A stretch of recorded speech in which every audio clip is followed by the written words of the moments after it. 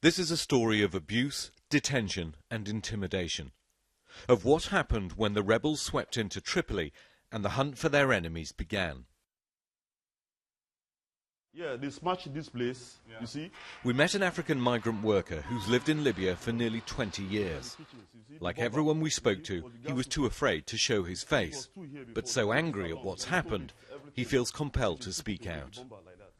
On that day, the night, they came here, maybe about 20 of armed men like that. 20 men? 20 men.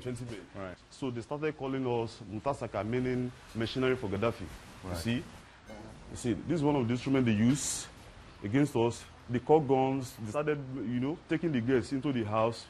Then they raped them face to face, the girls. Yeah. 2 weeks ago, a gang of rebel fighters burst into another house, looking for mercenaries. They ransacked and looted the place, holding the couple who live here at gunpoint. Imagine the terror as the men then turned on their 16-year-old daughter. 6 of them, they raped me. They hit my father with gun. They hit him with gun and carried him away. Since that day, I've not heard from my father. He's nowhere to be found.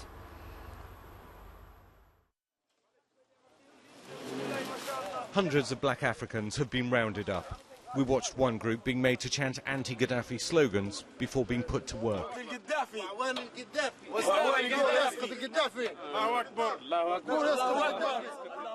The Transitional Council has told its fighters to avoid revenge attacks, and there has been less violence than many feared. But the city's jails are still full of men detained with little or no evidence, no access to lawyers or their families. There's no communication. We spoke to one woman whose husband was dragged off last month. She hasn't seen him since. I'm scared. I'm scared of everything that is happening in this country. I'm now begging them to just leave my husband because he's innocent. He did not join army. He's very quiet. You see, this is African continent. I'm an African also. So this is my land. So is it because of my color, because I'm a black man? I don't know. And we don't have a voice. Instead of we blacks are the ones suffering, paying for the price of Gaddafi. Libya's new leaders must distinguish themselves in many ways, not least how they treat the poorest and most vulnerable. The last 6 months has been a battle for freedom, dignity and justice.